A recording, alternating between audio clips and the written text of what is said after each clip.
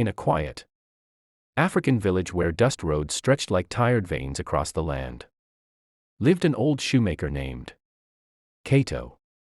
His shop was not really a shop, just a broken wooden table under a rusted tin roof, squeezed between a tailoring stall and a small roadside tea cellar. Every morning, before the sun fully rose, Cato would sit on a low stool. His back bent, his fingers cracked from years of stitching worn-out shoes that most people had already given up on. Cato was poor. Everyone knew that. But what people didn't talk about was how kind he was. He had lost his wife many years ago. His children had moved to the city and never returned. The village slowly forgot him, except when someone needed a shoe repaired cheaply. Yet Cato never complained. He believed that life repaid kindness in ways humans could not predict. One afternoon, as the sun burned harshly above the road, a small boy appeared near Cato's stall. The boy looked no older than 12.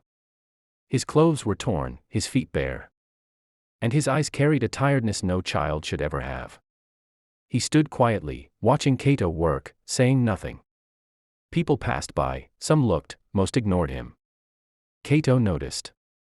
He always noticed such things. After a few minutes, Cato stopped sewing and looked at the boy. "Why are you standing there, my son?" he asked gently. The boy hesitated before speaking. "My shoes broke yesterday," he said softly. "I was walking to look for work. But now I cannot walk far." Cato looked down. The boy was telling the truth. His feet were scratched and bleeding slightly. "Where are your parents?" Cato asked. The boy lowered his eyes. "My father died. My mother is sick. I need money for medicine." Something tightened inside Cato's chest. He had heard such stories before. Some were lies. Some were real. But this one felt painfully real.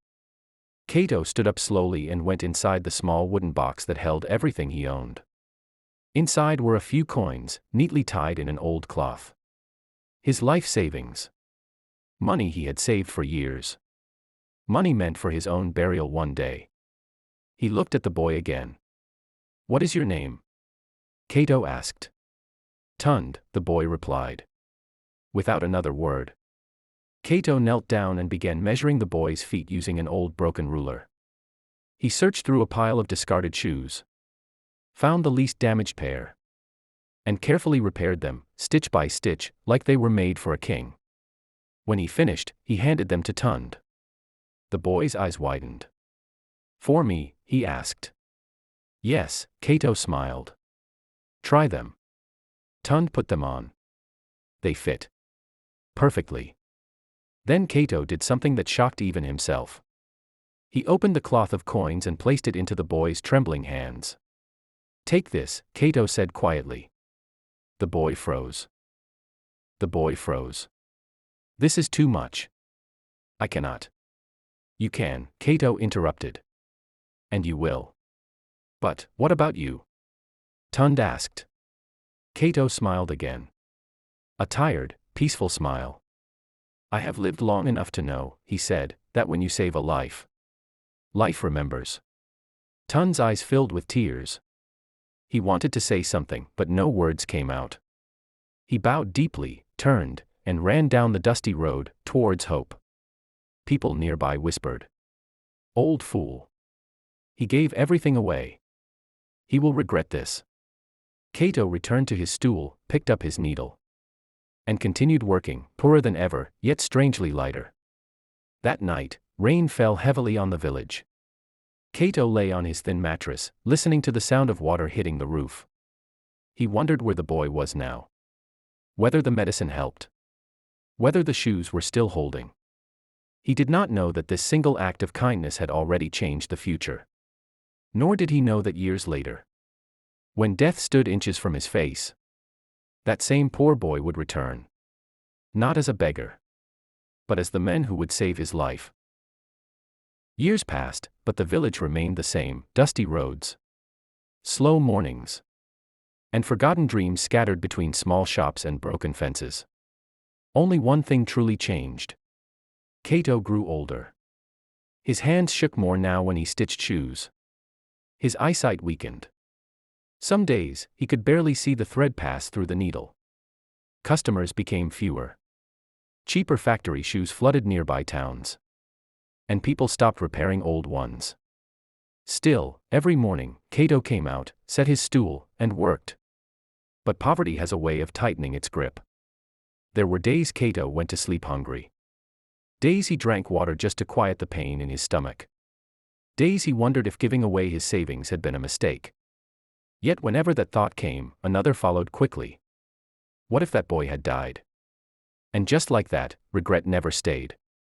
Far away, beyond the village roads and dusty stalls, Tun's life was changing in ways even he couldn't believe. The money Cato had given him saved his mother's life. Medicine worked. She recovered slowly, painfully, but she lived. And that changed everything. Tun worked harder than any child around him. He sold fruits, washed cars, carried bags at the market. Every night, he studied under dim lights while his mother slept. He never forgot the old shoemaker. Never. Years later, a local charity noticed the boy's intelligence. Then a sponsor stepped in. Then a scholarship. One opportunity opened the door to another. Time turned the poor barefoot boy into a well-educated young man.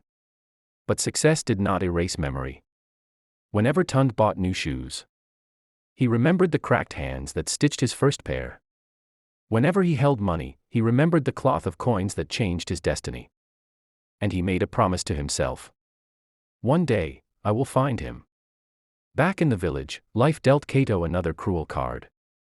One evening, while walking home, Cato collapsed on the road. His chest burned. His breath disappeared. People gathered, but fear kept them distant. No one wanted to take responsibility. No one wanted hospital bills. An old man struggling to breathe was inconvenient. By the time help arrived, it was too late. Cato survived, but barely. The doctor shook his head. You need treatment. Regular treatment, he said. Medicine. Care. Cato smiled weakly. I repair shoes, he replied. I don't repair hearts. The doctor sighed. Without proper care, the next attack may kill you. Cato nodded. He had already accepted that possibility. From that day on, his body betrayed him. Some mornings, he couldn't stand. Some days, his hands refused to move. He stopped opening his stall regularly. The village began to forget him completely. One afternoon, dark clouds gathered unexpectedly. Rain poured down hard, turning the road into mud. Cato was caught outside, too weak to move fast. He slipped, fell, and hit his head. Pain exploded through his body. He lay there, rain mixing with blood, eyes half open, hearing voices fade in and out. Cars passed. No one stopped. Then suddenly, the sound of tires screeching. A black luxury car came to a sharp stop near him. The door opened. Footsteps rushed toward him. Sir. Sir, can you hear me? The voice was unfamiliar, yet strangely warm. Cato tried to open his eyes. The rain blurred everything. He saw the outline of a young man, well-dressed, panicked. Get him inside the car, now. The young man shouted. As they lifted Cato, his hand weakly grabbed the stranger's sleeve. Don't waste money on me, Cato whispered. The young man froze. Those words. Those exact words. Something deep inside him shattered. He looked at Cato's face more closely. The wrinkles. The scar near the eyebrow. The familiar gentleness even in pain. His voice trembled. Is it really you? Cato fainted before he could answer. But the young man already knew. Fate had brought them together again. And this time, the debt of kindness was about to be repaid. The car sped along the muddy village road, splashing puddles as the rain poured relentlessly. Inside, Tund kept a steady hold on Cato's frail body. His heart pounded, not from speed, but from recognition. This is the man who saved me. The man who changed my life. At the hospital, nurses rushed to take Cato inside.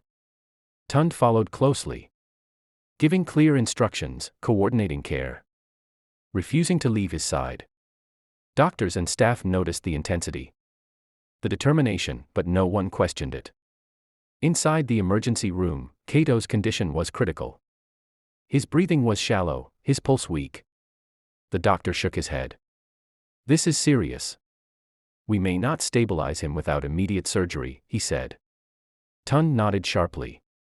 "Do whatever it takes," he said. "I'll cover the expenses." "No limits."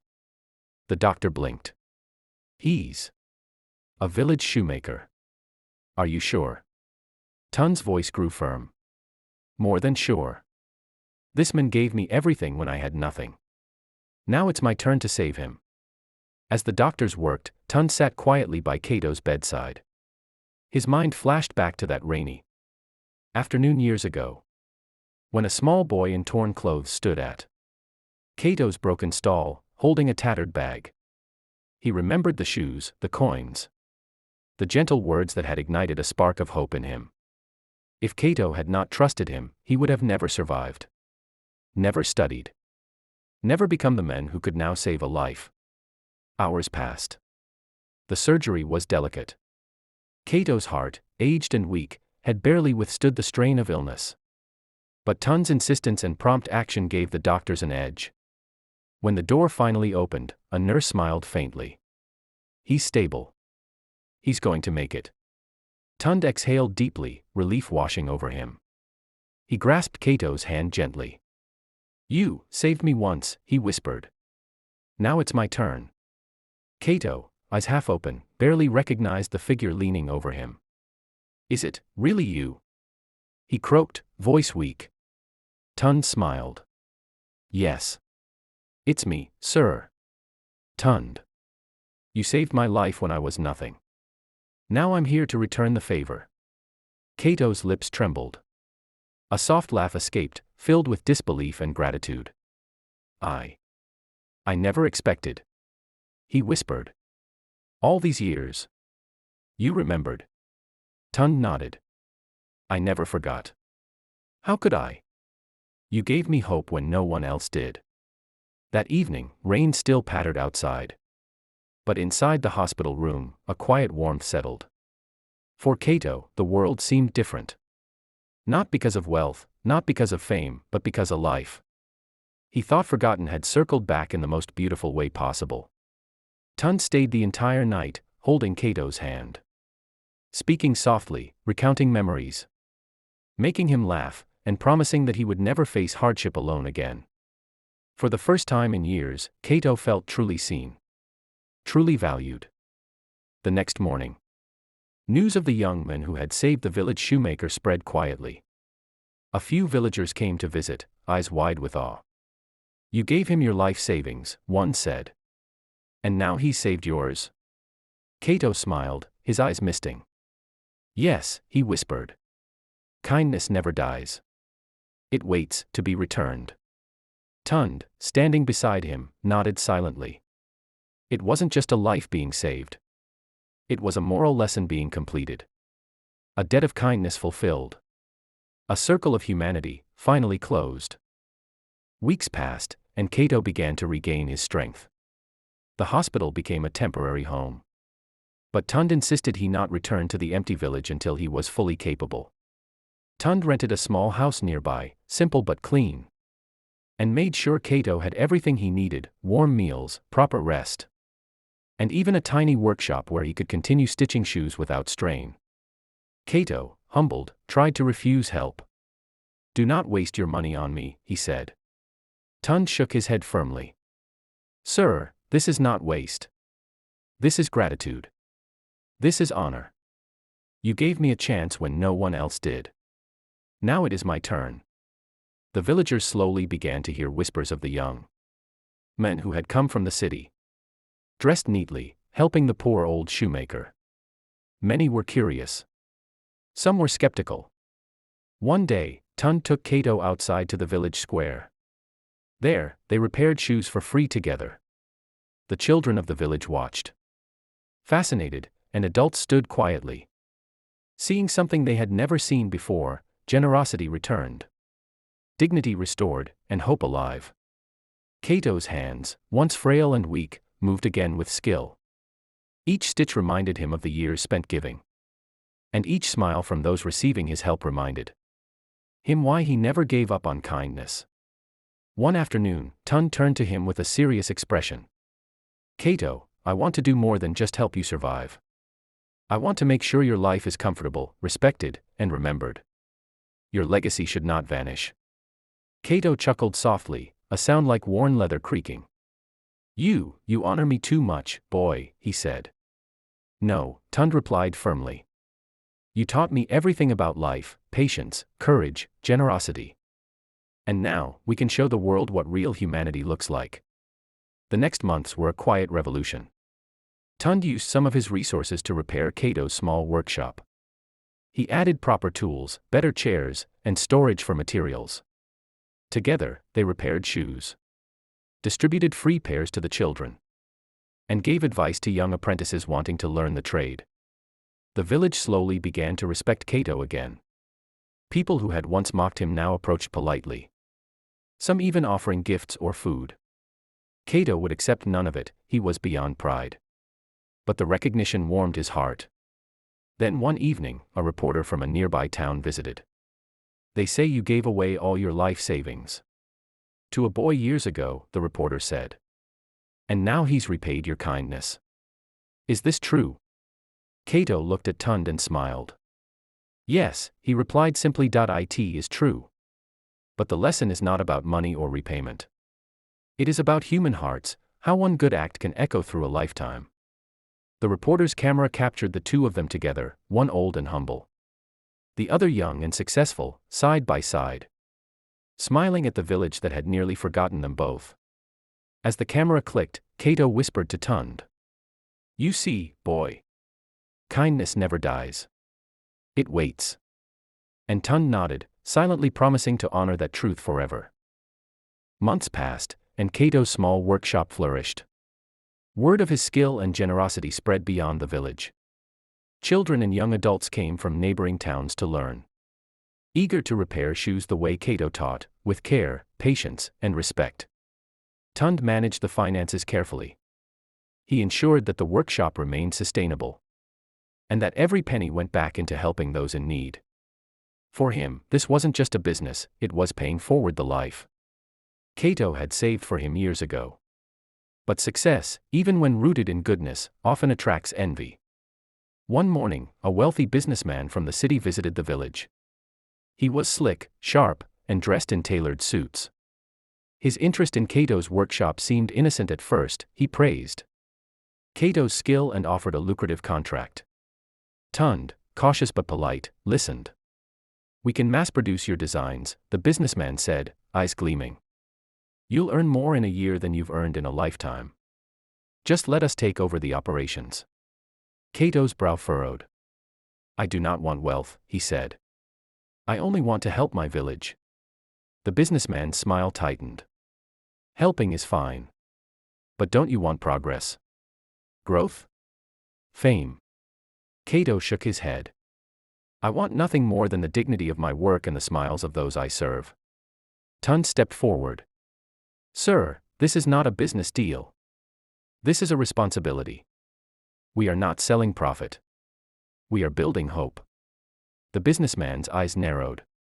"Hope doesn't pay bills." Cato looked at Tund. "Sometimes," he whispered, "you must refuse the easy path to protect what is right." The cityman left angrily, vowing to find another way. Days later, he returned, but this time with threats. Rumors spread that he would buy the land, push Cato out, or sabotage the workshop. The villagers grew anxious. Many feared losing the one place that had brought pride, learning, and hope back into their community. Tund refused to panic. "We will not fear what is wrongfully done," he told Cato. "We act with integrity, not intimidation." Cato smiled weakly.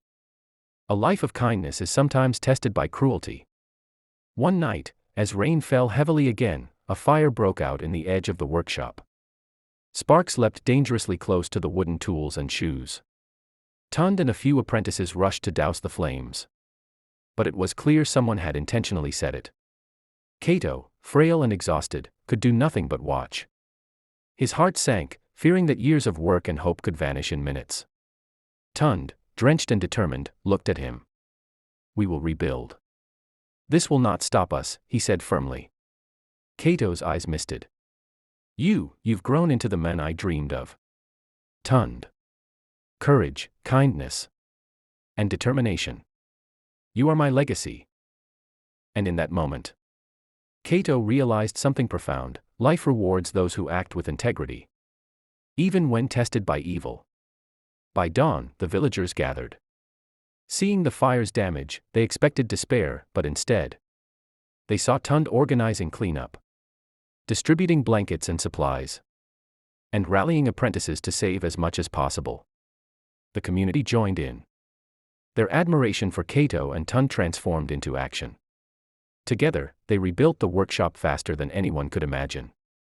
That day, the lesson was clear: a life lived for others can inspire an entire village.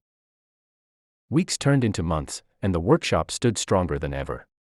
The fire, meant to destroy, had instead revealed the true strength of community. Villagers, once skeptical and quiet, now celebrated Cato and Tund with respect and admiration. Cato, frail but smiling, watched as the children learned diligently. Each stitch, each repaired shoe, was a lesson not just in craft, but in patience, dignity, and kindness. Tund had arranged for proper tools, clean working areas, and even a small library where the children could learn while they worked. His heart swelled every time he saw a young apprentice's eyes light up with pride. One afternoon, a delegation arrived from the city. They were from a well-known philanthropic foundation that focused on preserving cultural skills and uplifting artisans. "We've heard about your work," one representative said. "Your dedication to your craft and your community is extraordinary.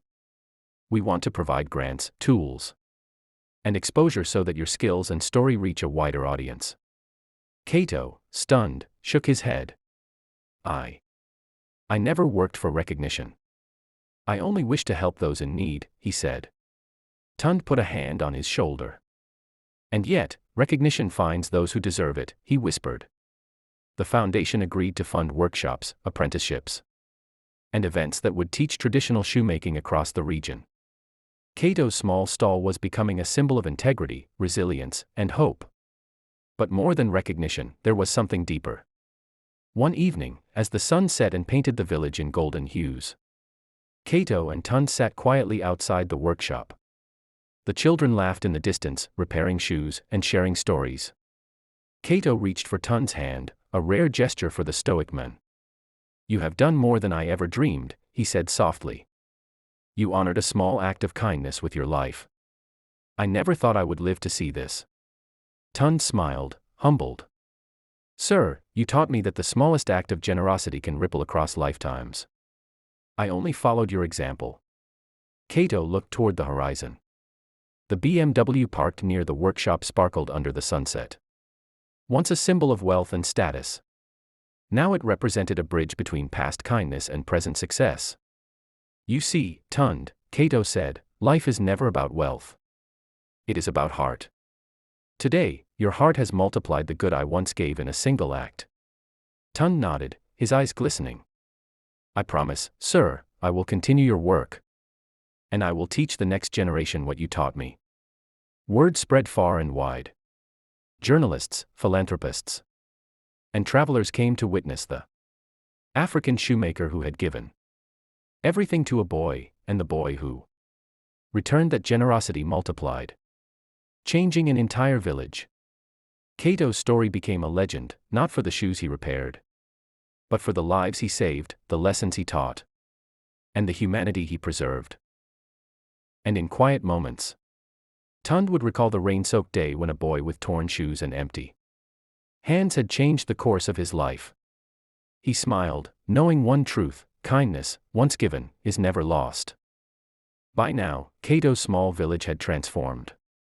The once dusty roads now buzzed with life, laughter, and the sound of children learning the art of shoemaking. Every repaired shoe carried not just craftsmanship, but a story of resilience, hope, and generosity. Cato, though still frail, walked proudly among his apprentices. Villagers who had ignored or mocked him in the past now bowed respectfully, offered gifts, and praised him openly. Yet Cato's heart remained humble. He never sought fame or wealth. He had only ever wished to help a boy in need. And that wish had grown into something much larger than he could have imagined. Tund, now a young man of influence and compassion, ensured the workshop thrived. He expanded it carefully, balancing modern techniques with traditional artistry. And always reminded every apprentice: respect your craft, respect your people, and above all, respect kindness. One small act can change a lifetime. The villagers began to embrace Cato's teachings fully. Children who once scavenged for food and shoes now wore clean, repaired footwear. They learned not only a trade, but dignity, patience, and hope. One afternoon, a celebration was organized in honor of Cato and his legacy. The village gathered in the open square. Tund invited journalists, philanthropists, and even government representatives. Cato sat on a simple chair in the center, his hands folded in quiet satisfaction. The mayor stepped forward. "Today," he announced, "we honor Cato, a man whose selflessness and generosity transformed not just a life, but an entire community. His example reminds us that true wealth lies not in money, but in the goodness of the heart." Applause erupted. The villagers cheered. Children waved, smiling, proud of the shoemaker who had given them hope. Tund approached Cato, gently taking his hand. "You see, sir," Tund said softly, "your life was never wasted. Every coin, every stitch, every act of kindness you gave, it all mattered. And it continues to matter, every day." Cato's eyes filled with tears. For the first time in years, he allowed himself to fully feel the weight and beauty of his own life. "Who would have thought," he murmured, "that a small act of giving could echo so loudly?" Tund smiled. "Kindness never dies," he said. "It waits to be returned." That evening, as the sun dipped below the horizon, Cato looked around at the children learning, the villagers laughing, and Tund working alongside him. He realized something profound. Life is not measured by wealth or recognition. It is measured by the impact we leave on the hearts of others. And in that village, in the laughter and skill of every apprentice, in the generosity of Tund, Cato saw a legacy that would never fade. The boy he had once helped had grown into a man who multiplied the good, proving that every act of kindness, no matter how small, could change the world.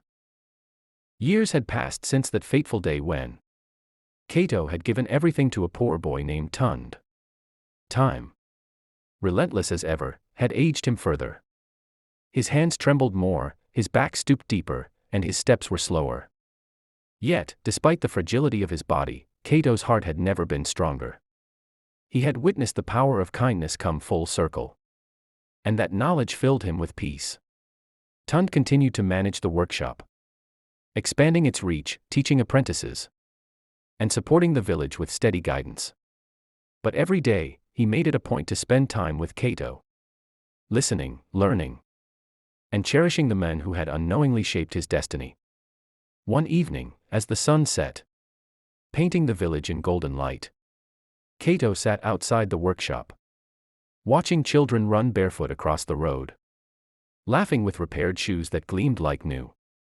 Tund joined him quietly, placing a hand gently on his shoulder. "You've given more than any of us could ever repay," Tund said softly. "Your life, your sacrifices, everything. I hope you see the impact you've made." Cato smiled, a smile filled with humility and quiet joy. "I never did it for recognition," he replied. "I did it because it was right." And yet, seeing this, seeing how a small act of giving grew into something so powerful, it is more than I ever imagined.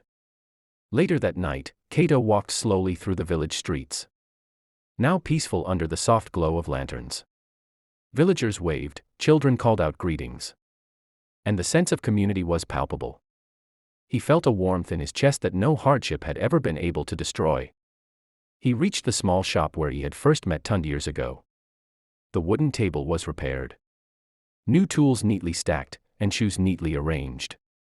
For the first time, he realized that every stitch, every coin given, every act of love had mattered.